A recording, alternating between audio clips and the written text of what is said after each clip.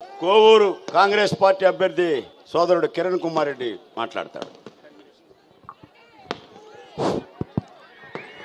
ఈరోజు నెల్లూరు పార్లమెంటు నియోజకవర్గ పరిధిలో కాంగ్రెస్ పార్టీ ఎన్నికల ప్రచారంలో భాగంగా ఎంపీ అభ్యర్థిగా సీనియర్ నాయకులు పూజ్యులు కె రాజు గారికి, అదేవిధంగా కోవూరు శాసనసభ నియోజకవర్గం నుంచి పోటీ చేసేటటువంటి అవకాశాన్ని నాకు కల్పించినటువంటి మా అక్క, ఆంధ్రుల ఆడబిడ్డ మన షర్మిల అక్కకి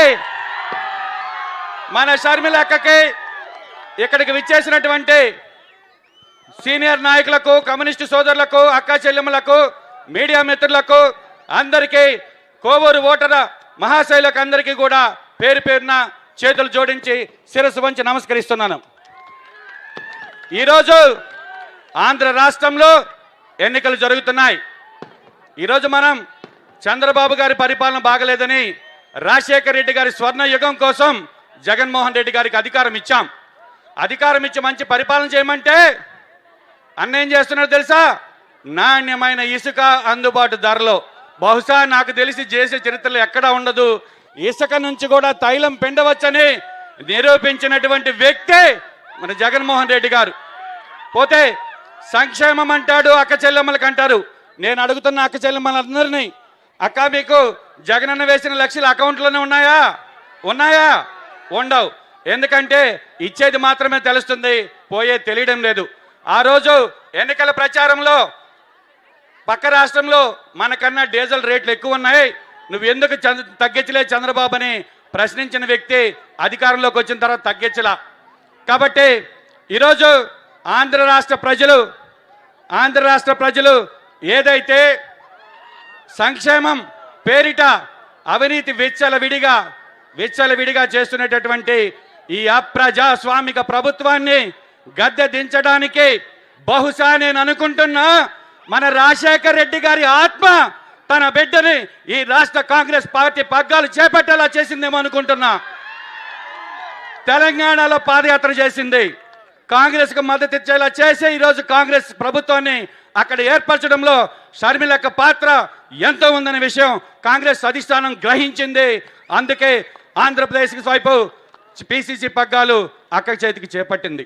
నేను ఈ మాట ఎందుకు చెప్తున్నానంటే, ఒక ఆడబిడ్డ, మన ఆంధ్రుల ఆడపడుచు రాజశేఖర రెడ్డి గారి బిడ్డ ఈరోజు న్యాయయాత్ర పేరుతో న్యాయం కోసం, ప్రజాస్వామ్యాన్ని బతికించడానికి కోసం ఈ రాష్ట్రంలో న్యాయయాత్ర చేపడుతుంది. కాబట్టి మనమందరం కూడా షర్మిలక్కకి మద్దతుగా నిలుస్తున్నాం. కాంగ్రెస్ పార్టీ జెండా ఈ రాష్ట్రంలో ఎగరవేయబోతున్నాం. రాజశేఖర రెడ్డి గారి ఆశయం ఏదైతే ఉందో, ప్రధానమంత్రిగా రాహుల్ గాంధీని చూడాలని, అదేవిధంగా ఈరోజు రాష్ట్ర కాంగ్రెస్ పార్టీ కార్యకర్తలందరి ఆశయం షర్మిలమ్మ గారిని రాష్ట్ర ముఖ్యమంత్రిగా చూసే వరకు మా రక్తాన్ని చెమటలా మార్చి కష్టపడతామని అక్కకి మాట ఇస్తున్నాం. ఈరోజు కోవూరు శాసనసభ నియోజకవర్గానికి సంబంధించి ముగ్గురు అభ్యర్థులం పోటీలో ఉన్నాం. తెలుగుదేశం, వైసీపీ నుంచి నల్లబరెడ్డి ప్రసన్న కుమార్ రెడ్డి గారు 6 సార్లు ఈ శాసనసభ నియోజకవర్గ అభ్యర్థిగా ఎంపిక చేసి అవకాశం ఇస్తే ఈరోజు గ్రామాల్లో తాగునీరు లేదంటే మళ్ళీ ఆయన మనం పరిపాలించడానికి అనుమతి ఇవ్వాలని అడుగుతున్నా.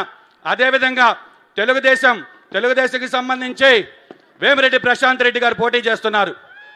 ఈరోజు నేను అడుగుతున్నా చంద్రబాబు గారిని, ఆమె తెలుగుదేశం కార్యకర్త కాదు, తెలుగుదేశం జెండా మోయిల, కష్టాలు పడలా, కేవలం ఆమె దగ్గర ఉండేటటువంటి డబ్బు సంచులకే ఈ నియోజకవర్గ తెలుగుదేశం కార్యకర్తల ఆత్మ గౌరవాన్ని చంద్రబాబు గారు వేమిరెడ్డి ప్రశాంత్ రెడ్డి గారి కాళ్ళ దగ్గర పెట్టాడా లేదా అని ఆలోచించండి.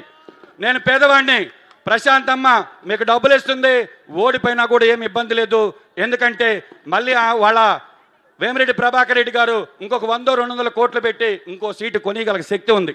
కాబట్టి ఒక్కసారి ఆలోచించమంటున్నా, కాంగ్రెస్ పార్టీ వైపు చూడమంటున్నా. కాంగ్రెస్ పార్టీ అనేది పేదల, బడుగు, బలహీన వర్గాల పార్టీ, దళితుల పార్టీ, క్రిస్టియన్ మైనార్టీల పార్టీ, ముస్లింల పార్టీ. కాబట్టి ఏదైతే సంక్షేమాన్ని మనకి అందించినటువంటి రాజశేఖర రెడ్డి గారి పరిపాలన మళ్ళీ రావాలని కోరుకుంటున్నా. ఒక ఎన్నికల ప్రచారంలో ఒక వాలంటీర్ ఇంటికి వెళ్ళా, అన్నా మమ్మల్ని వాలంటీర్లుగా మళ్ళీ కొనసాగిస్తారని అడిగింది. నేను అడిగా, చెల్లెమ్మ మీరు ఏం చదువుకున్నాని? అన్న ఎంసీఏ చదువుకున్నది, తల్లి ఈ కాంగ్రెస్ పార్టీకి ఓటు వేయి, ప్రత్యేక హోదా వస్తుంది, ఇదే ఇఫ్కో స్టేజ్లో పరిశ్రమలు పెడతాం, ₹1,00,000 తగ్గకుండా జీతం వచ్చేలా ఉద్యోగాలు ఇస్తామని చెప్పాం. కాబట్టి ఏదైనా కూడా ఈ రాష్ట్రం బాగుపడాలంటే కాంగ్రెస్ పార్టీలతోనే సాధ్యం.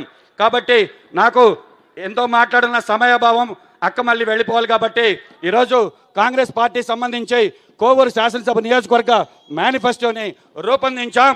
ఈ నియోజకవర్గాలను పర్యటించినప్పుడు సమస్యల కూర్పుగా అది మా పిసిసి చీఫ్ గారి చేతుల మీదుగా ఆవిష్కరించబోతున్నాం. కోవూరు మేనిఫెస్టో, ఎన్నికల మేనిఫెస్టో ఇదందరికీ కూడా విడుదల చేస్తాం.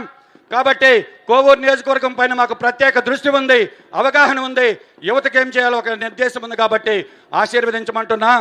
అదేవిధంగా ఆంధ్రప్రదేశ్కి వచ్చినటువంటి మా ఇంటి ఆడపడుచు, మా ఇంటి దాన్ని మేనిఫెస్టోకి సంబంధించి ముఖ్యంగా 100% తాగునీరు, డ్రైన్లు, రోడ్లు నియోజకవర్గంలో, ఇఫ్కో సెజ్లో పరిశ్రమలు, ఉపాధి, యువతకు ఉపాధి, ఏదైతే కోవూరు సెంట్రల్ లైటింగు.